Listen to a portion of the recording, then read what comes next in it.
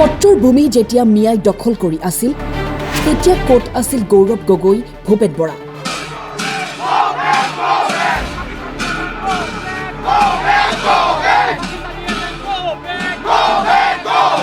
কি নিলজ্জভাৱে কংগ্ৰেছ দল তেওঁলোক আহিব লাজ পাব লাগে তেওঁলোকৰ দিনত এইখন সত্ৰৰে ভূমি বাংলাদেশীক কোনে গতাই দিছিলে তেওঁলোকে ভূপেন বৰাক বটদ্ৰৱাবাসীয়ে কৰিলে জবাবদিহি গৌৰৱ গগৈ ভূপেন বৰা গো বেক ধ্বনি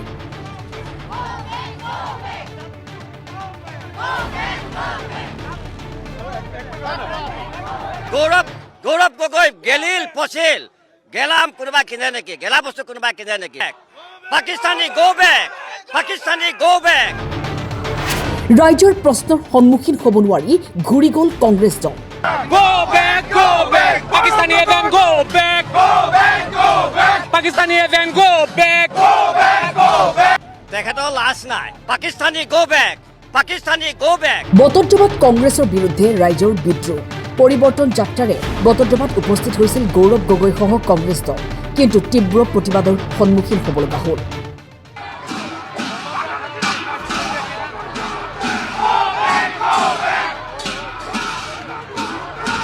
গুৰুজনৰ পবিত্ৰ স্থানত পাকিস্তানী এজেণ্টৰ কোনো কাম নাই Pakistani agent go back Gaurav Gogoi go back ধ্বনি ৰাইজৰ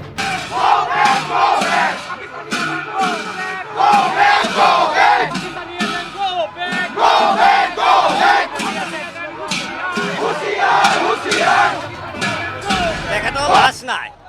কাৰণ গুৰুজনাৰ যি প্ৰতিষ্ঠা যি আদৰ্শ তাক যিহেতু বিগত কংগ্ৰেছ চৰকাৰ দিনত প্ৰতিষ্ঠা কৰিব নোৱাৰিলে এতিয়া আমাৰ ৰজাই প্ৰতিষ্ঠা কৰিছে গতিকে তেখেতে লাজত ইয়াতে আহিছে পাকিস্তানী গো বেক গৌৰৱ গগৈ গেলিল পচিল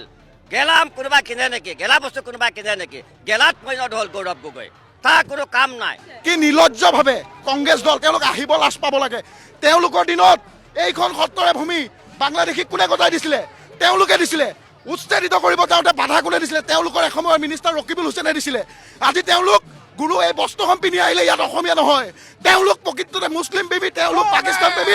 দেখাই দিছে আৰু আমি কীৰ্তন গাই মন জয় কৰিবলৈ আহি পহু খেদা খালে দলটোৱে মুখা পিন্ধা অসমীয়া বুলি ৰাইজে উভতি ধৰিলে আপোনালোকে এটা কথা কওক জাতি বচাম বুলি ক'লে সত্ৰৰ ভূমি যেতিয়া বেদখল হৈ আছিলে কিয় আপোনালোকে নবচালে আপোনালোকৰ মিনিষ্টাৰ ৰকিবুল হুছেইন থাকোঁতে ৰ'ব ৰকিবুল হুছেইন কৈছে আপুনি ৰামপুৰ সত্ৰখন উলিয়াই দিব পাৰিব ৰামপুৰ সত্ৰখন পাৰিব আপুনি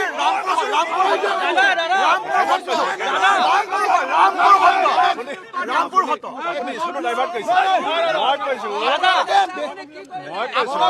তেওঁ কৈছে যে আমি ভুৱা অসমীয়া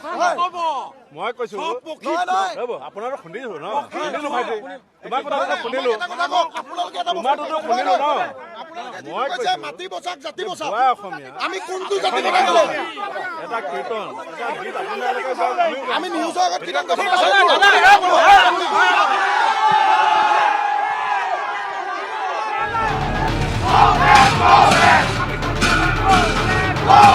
ব্যুৰো ৰিপৰ্ট টাইম 8